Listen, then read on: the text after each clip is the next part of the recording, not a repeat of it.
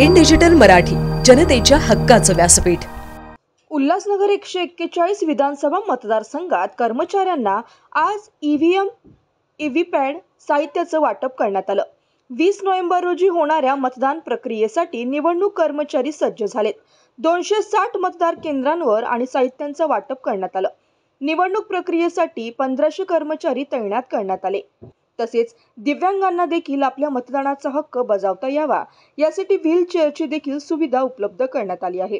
आणि ज्येष्ठ नागरिक ज्यांना मतदान केंद्रावर पोहोचणे कठीण जात असल्याने अशा ज्येष्ठ नागरिकांसाठी 20 रिक्षांची देखील सुविधा उपलब्ध करण्यात आली आहे, अशी माहिती निवडणूक निर्णय अधिकारी विजयानंद शर्मा यांनी दिली आहे। 141 उल्हासनगर विधानसभा मतदारसंघांतर्गत 260 मतदान केंद्र आहेत। त्या 260 मतदान केंद्रावर साहित्य वाटपाची प्रक्रिया या ठिकाणी सुरू आहे। आमच्या काही बसेस रवाना झालेल्या आहेत आणि इतर साहित्य वाटप होत आहे। जे आलेले कर्मचारी आहेत त्यांची नाश्त्याची चहा पाण्याची व्यवस्था केलेली आहे आणि ते सर्वजण ब्रेकफास्ट करून आपापल्या मतदान केंद्रावर जातील।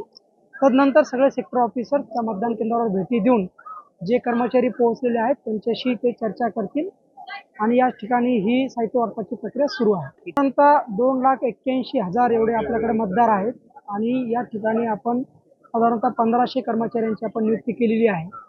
प्रत्येक मतदान केंद्रावरती एक PRO असणार आहे, पोलिंग ऑफिसर 1, 2, 3, एक शिपाई आणि एक पोलीस कर्मचारी असा हा सर्व स्टाफ आहे। आपण सर्व PRO सर्व पोलिंग ऑफिसर त्यांना सूचना दिलेल्या आहेत। जे दिव्यांग आणि ज्येष्ठ नागरिक आहेत त्यांना प्राधान्याने मतदान करू द्यायचं आहे।